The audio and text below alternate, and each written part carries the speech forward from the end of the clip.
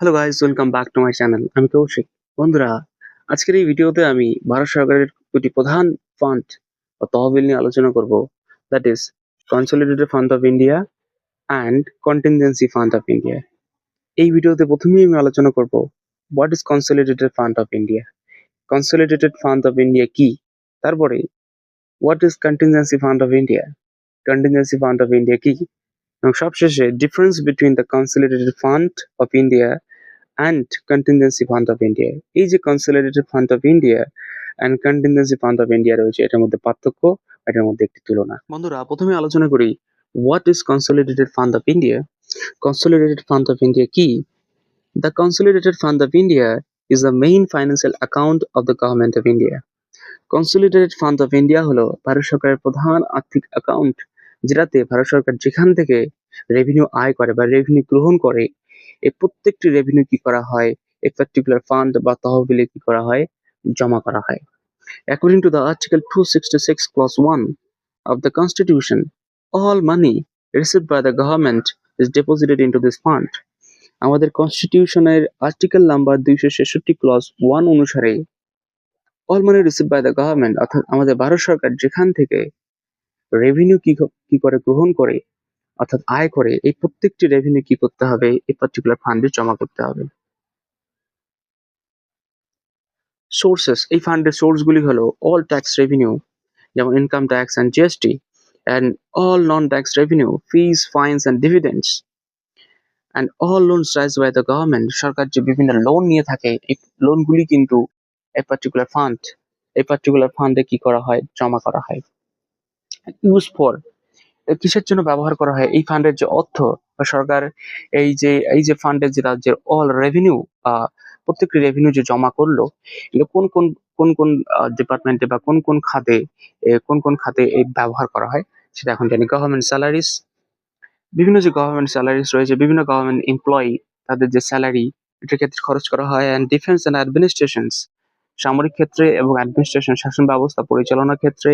Welfare scheme, বিভিন্ন welfare scheme and development project, উন্নয়নমূলক বিভিন্ন প্রকল্পের জন্য খরচা করা হয়। বন্ধুরা, এরপর আলোচনা করি what is contingency fund of India. Contingency fund of India কি? The contingency fund of India is an emergency fund of the government of India. Contingency fund of India হলো ভারত সরকারের একটি এমার্জেন্সি ফান্ড বা তহবিল, যেটাকে বিভিন্ন জরুরি অবস্থা বা এমার্জেন্সি সময় কি করা হয়, ইউজ বা ব্যবহার করা হয়। It is established under Article 267 of the Constitution.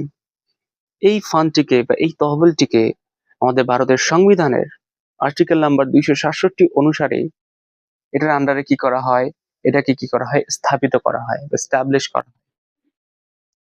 Purpose, অর্থাৎ কোন কোন বিষয়ে এই পার্টিকুলার ফান্ডের যে অর্থ বা রেভিনিউ, এটা ব্যয় করা হয়। It is a natural disaster such as flood and earthquake and cyclone. এই সমস্ত বিষয়ে কিন্তু কি করা হয়, ফ্লাড বা বন্যা, আর্থকুইক, ভূমিকম্প, এই সমস্ত বিষয় যখন হয়, এই সমস্ত ইভেন্ট, এই সমস্ত ন্যাচারাল ডিজাস্টার বা যে প্রাকৃতিক দুর্যোগ ঘটে, এই সময় কিন্তু এই ফান্ডের অর্থ বা রেভিনিউ কি করা হয়, ব্যয় করা হয়। And then emergency relief operation, বিভিন্ন এমার্জেন্সি জরুরি অবস্থার যে রিলিফ অপারেশন বা ত্রাণ যে অপারেশন, সেগুলোর ক্ষেত্রে কি করা হয়, এই অর্থ ব্যয় করা হয়। অ্যান্ড সাডেন গভর্নমেন্ট নিডস, সরকার যদি হঠাৎ কোনো প্রয়োজন পড়ে, যেমন ওয়ার বা অন্যান্য বিভিন্ন যে প্রয়োজন, এই প্রয়োজনের ক্ষেত্রে কিন্তু এই পার্টিকুলার ফান্ডের যে অর্থ, এটাকে কি করা হয়। সবশেষে আলোচনা করি consolidated fund of India and contingency fund of ইন্ডিয়ার মধ্যে পার্থক্য। ন্যাচার বা প্রকৃতি, মেইন গভর্নমেন্ট ফান্ড, এটি হলো একটি প্রধান সরকারের ফান্ড বা তহবিল। অন্যদিকে এটি হলো এমার্জেন্সি ফান্ড, এটা হলো একটি এমার্জেন্সি ফান্ড, যেটাকে বিভিন্ন জরুরি অবস্থায় কি করা হয়, জরুরি অবস্থায় এটাকে ইউজ করা হয় বা ব্যবহার করা হয়। কনস্টিটিউশনাল আর্টিকেল নাম্বার 266 ক্লজ 1 এ এই ফান্ডের কথা উল্লেখ রয়েছে। অন্যদিকে আর্টিকেল নাম্বার 267 তে এই পার্টিকুলার ফান্ডের কথা কি রয়েছে, উল্লেখ রয়েছে। And then sources of money, অর্থের উৎস। এই ফান্ডের অর্থের উৎস হলো all revenue, tax and non tax and loans, বিভিন্ন ট্যাক্স, নন ট্যাক্স এবং লোন, এই প্রত্যেকটি কিন্তু এই ফান্ডের, অর্থাৎ কনসলিডেটেড ফান্ড অফ ইন্ডিয়ার সোর্সেস অফ মানি, অর্থের উৎস। অন্যদিকে fixed amount set by the government, একটা ফিক্সড অ্যামাউন্ট, একটা পরিমাণ সেট করে দেওয়া সরকারের দ্বারাই। এটা কিন্তু এই কন্টিনজেন্সি ফান্ড অফ ইন্ডিয়ার সোর্সেস অফ মানি। অন্যদিকে পারপাস, উদ্দেশ্য,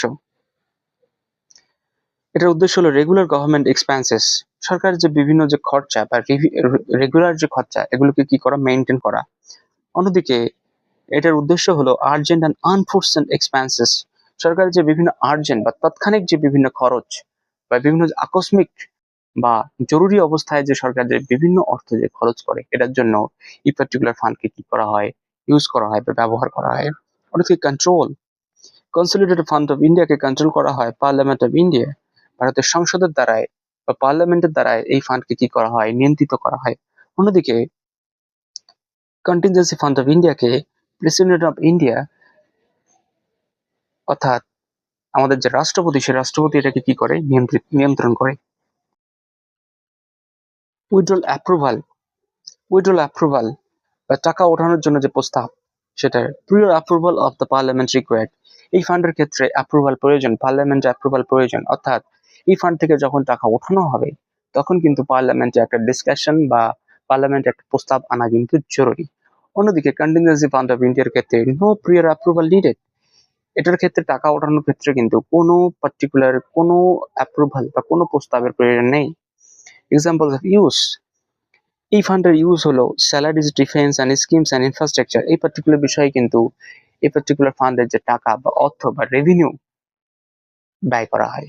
অন্যদিকে কন্টিনজেন্সি ফান্ড অফ ইন্ডিয়ার ক্ষেত্রে ডিজাস্টার রিলিফ এবং এমার্জেন্সিস, বিভিন্ন যে ডিজাস্টার বা প্রাকৃতিক দুর্যোগ, এগুলোর যে রিলিফ বা ত্রাণ যে অপারেশন, এগুলোর ক্ষেত্রে এমন এমার্জেন্সিস, সরকারের যে বিভিন্ন এমার্জেন্সি বা জরুরি অবস্থা, এই জরুরি অবস্থায় এই ফান্ডের অর্থ কি করা হয়, ব্যয় করা হয়। Refill process not applicable, refill process অর্থাৎ এটার যে অর্থ সেটা পূরণ করার পদ্ধতি। কনসলিডেটেড ফান্ড অফ ইন্ডিয়ার ক্ষেত্রে রিফিল প্রসেস নট অ্যাপ্লিকেবল, এটাতে রিফিল প্রসেস অ্যাপ্লিকেবল নয়। অন্যদিকে কন্টিনজেন্সি ফান্ড অফ ইন্ডিয়ার ক্ষেত্রে refill after the parliament approval, এটাকে রিফিল করা হয় কিন্তু পার্লামেন্টে বা সংসদে একটা প্রস্তাব আনার পর বা ডিসকাশন করার পর। তো বন্ধুরা, আজকের এই ভিডিও তোমাদের কেমন লাগলো? যদি ভালো লাগে লাইক করো, কমেন্টে জানাও ভিডিওটি কেমন হয়েছে, এবং এইরকম ইনফরমেটিভ এবং কনসেপ্ট বেসড ভিডিও দেখার জন্য আমার চ্যানেলকে সাবস্ক্রাইব করো। Thank you.